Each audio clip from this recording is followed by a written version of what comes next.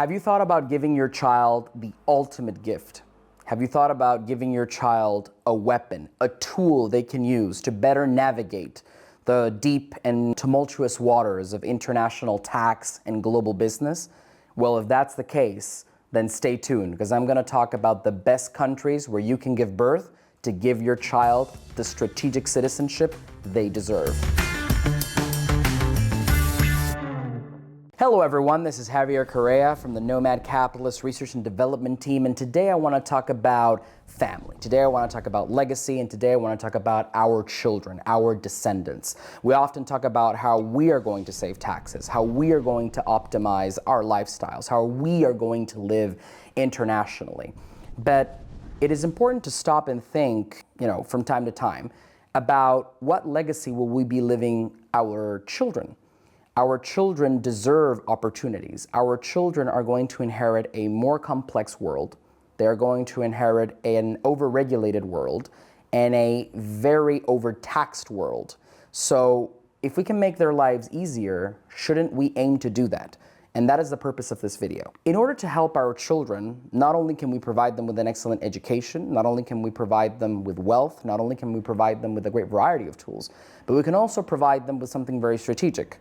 A passport, or in this case, what I want to talk about, multiple passports.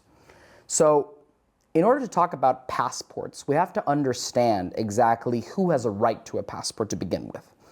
So usually those who have access to a passport are the citizens and or nationals of a specific country. So I don't want to get too much into legal details, but just as a small hint to all the lawyers out there, there is a distinction between nationality and citizenship. It is not the same. Many people do use the terms interchangeably, and unfortunately that is a mistake. Legally, there is a distinction. It was much more pronounced, much deeper, much more significant in previous times. Today, most nationals are citizens and most citizens are nationals anyway, so the distinction has lost a lot of its value, but in certain jurisdictions, it might still play an important role. But anyway, that's beyond the scope of this video. The important thing is that I'm going to talk about how to provide your child with the most quality citizenships instantly with just a little bit of planning. There are two ways globally in which a child can get citizenship. Number one is what we call in Latin jus sanguinis, meaning by right of the blood. This is citizenship that is transferred to the child via one of the parents usually. So technically, let's to oversimplify, if my father is from X country, let's say my father is German, and I am born in, Zanzibar, to look for a crazy example, then regardless of whether I am born in Zanzibar or Germany, I will still be a German citizen because my father is German. It's as simple as that. Now, certain countries have different rules than others. So in certain cases, for example, it is easier to obtain citizenship if both your parents are from the same country. As an example of that, my native homeland, Venezuela, has different rules. It is easier to claim Venezuelan citizenship if you're born abroad if both your parents are Venezuelan, as opposed to the situation where only one of your parents was Venezuelan at the time of your birth. Now, mind you, you can obtain citizenship in both situations. Let's say you are already French, German, Swiss, Chilean, Argentinian, whatever it is more likely than not that you will be able to give your child your citizenship.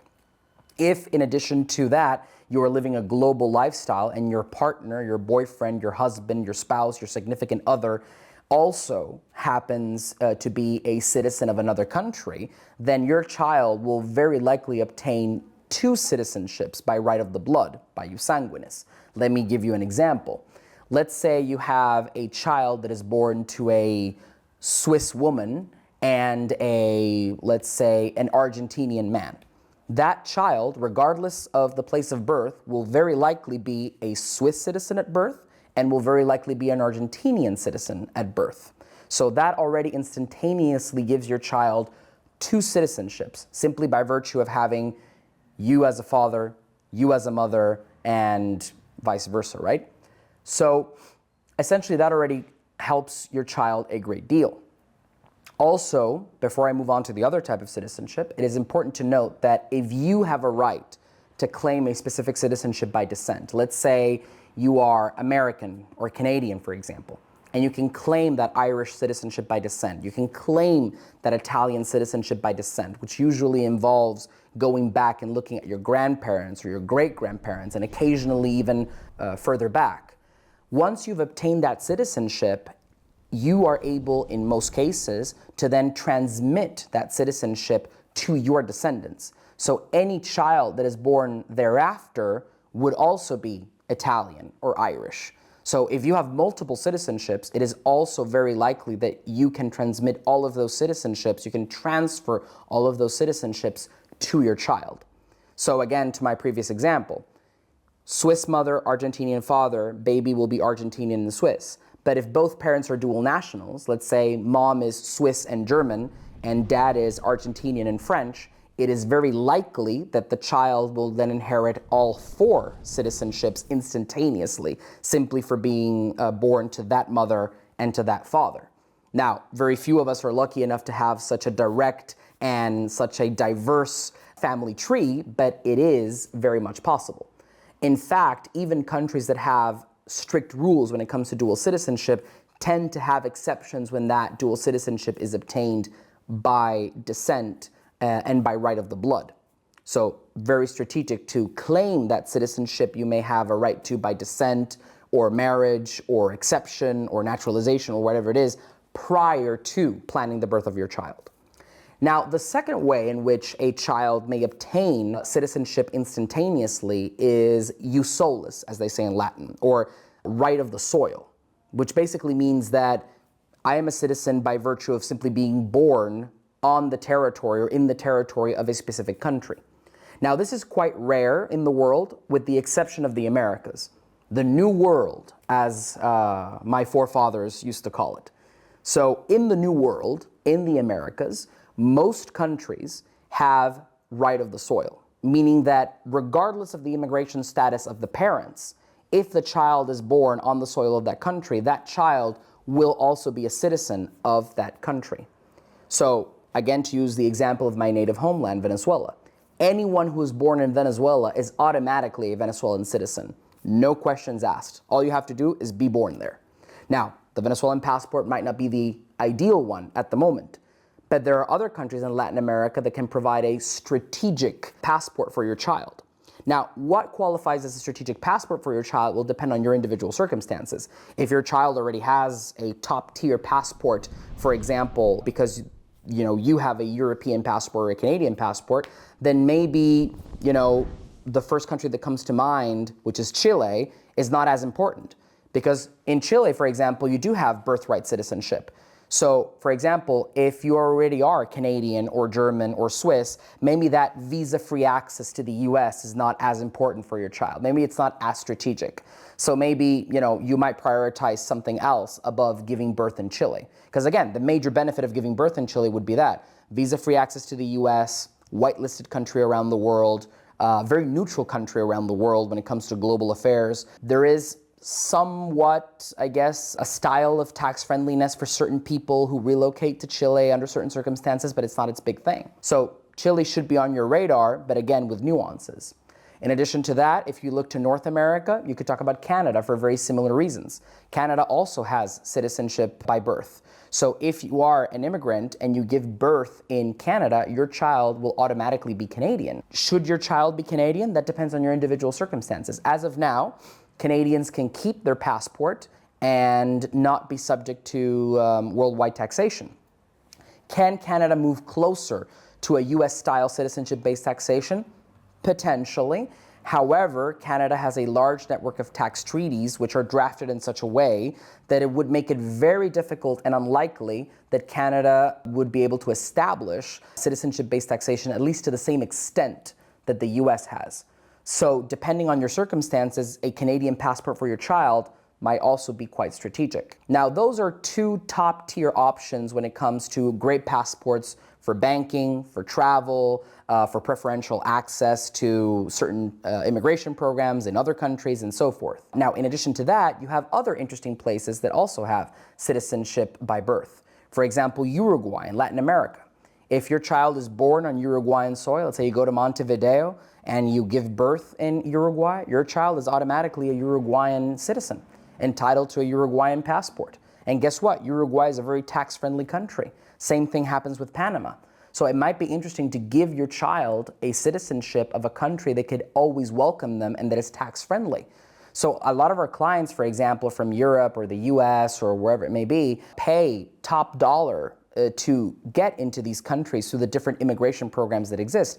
Imagine your child being able to jump through those hoops automatically just by being a citizen. Just saying, I need a tax-friendly place to live.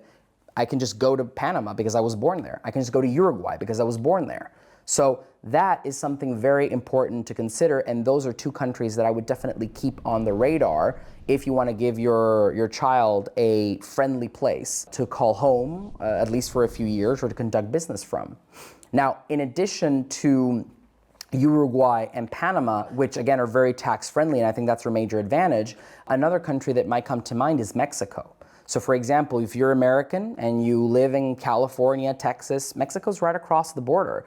And I know that it might seem counterintuitive, as I know most Latin Americans think about giving birth in the US to give their child US citizenship, but think about it. If you're American, your child is going to be American regardless of where he or she is born in most cases. Now, the US does have a couple of extra rules when it comes to when somebody can actually transmit US citizenship to a descendant born outside the US. The rules aren't as straightforward, but they do exist. So if your child is entitled to US citizenship regardless of where they are born, why not give them Mexican citizenship in addition to US citizenship?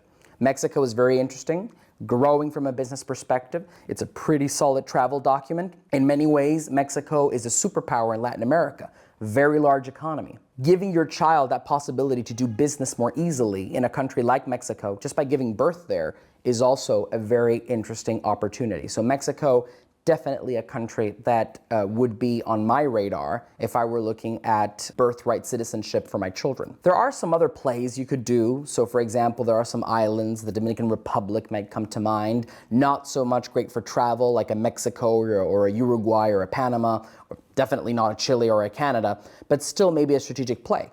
Like depending on what your situation is, if you already have great passports by virtue of jus sanguinis, right, of the blood, you might potentially look into a Dominican passport just to have that base in the Dominican Republic. Maybe you want to do business there. Maybe it's a strategic place close to the United States and you can go back and forth. Another additional passport that I think might be interesting as a long-term play, again, provided that you have a good existing passport portfolio with your partner that is transmissible to your child, is Argentina.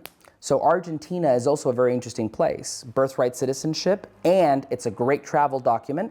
Doesn't have visa-free access to the US like Chile does, but it is a very interesting country, very affordable. I can tell you we have many colleagues from Argentina, and they talk about Buenos Aires being a very affordable city, at the same time a city filled with culture. You have the wine culture in Mendoza, you've got cities like Rosario, just an overall interesting country. Not very tax-friendly at the moment, but we do have Javier Milei with his famous chainsaw, right? Remember Javier Milei? Viva la libertad, carajo! So we have this guy in power in Argentina, and he's promising some major reforms. He has executed many of them, and a lot of economists are saying it. Doug Casey is saying it as well. Like, this could be Argentina's decade if Javier Milei's reforms continue to thrive in Argentina. So maybe if your child already has access to a top-tier European or Canadian passport, why not give him that potential future in Argentina? Why not give him that citizenship that, maybe right now is very good, but not, the best thing out there, but maybe in 10 years, it'll be very strategic for your child to have that citizenship. I can tell you we have clients that are looking into investing in Argentina or obtaining some kind of residence permit there. So again, that might be interesting. Elon Musk is planning to make a move in Argentina. So why not? It might be very interesting. Now, obviously, we are talking mainly about Latin America and Canada, and because the Americas is the place to go for citizenship by birth. It's really the only region in the world where you can find it widely available. However, even though it's slightly indirect, you can find certain European countries where if you're born there, you might have an easier path to obtain citizenship later. So for example, here I want to make an honorable mention to my ancestral homeland, which is Spain, the land where my great-grandparents came from when they crossed an ocean to go where they were treated best at the time. And in the case of Spain, you don't get citizenship by birth automatically, but if you are born on Spanish soil, you can simply go back to Spain in later years, and with 1 year of lawful residence, you can be naturalized as a Spaniard. So it's not automatic, but it does help to a great extent if you want your child to have access to a European passport and you want to involve birth in some way, then Spain might be a good candidate for that. There are some other European countries where potentially if you have an immigration status, if you're a lawful resident, so here it's more difficult than in Latin America. In Latin America, in most cases, regardless of your immigration status, same as the US or Canada, as long as the child is born there, he's Canadian, Chilean, Uruguayan, Panamanian, whatever it is.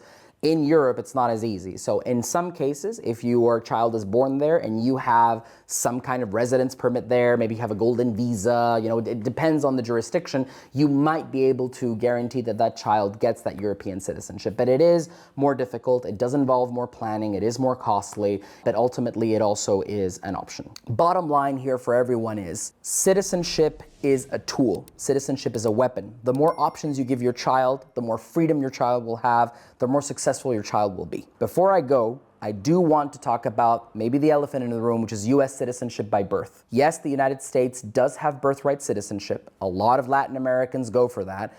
Being from Venezuela, I can tell you that I know many people who give birth in Miami, Florida, and they're thinking, well, my child's gonna have a US passport. Listen, I mean, it's not something that I think has a global answer. I think for some people having US citizenship might be strategic, particularly if you want to do business in the US and you're looking for, especially jobs. I would say more than business, if you really are focusing on your child having access to the US labor market, I think that's where it can really come in and be very interesting. However, as you know from watching this channel, the United States is effectively the only country in the world that taxes its citizens regardless of where they live.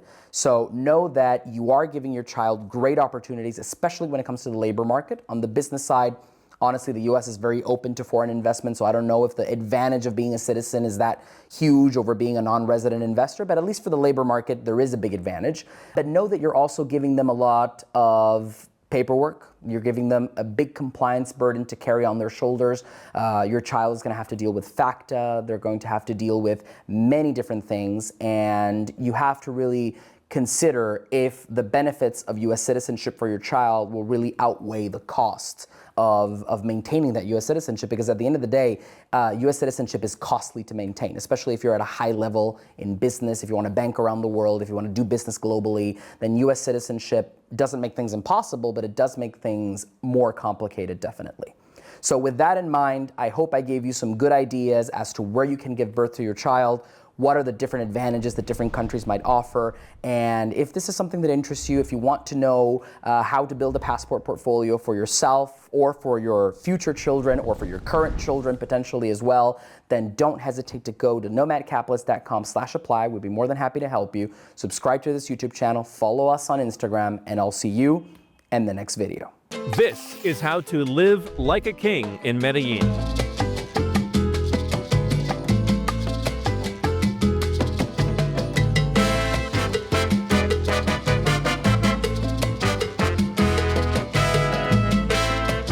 This is Medellin like you've never seen it before.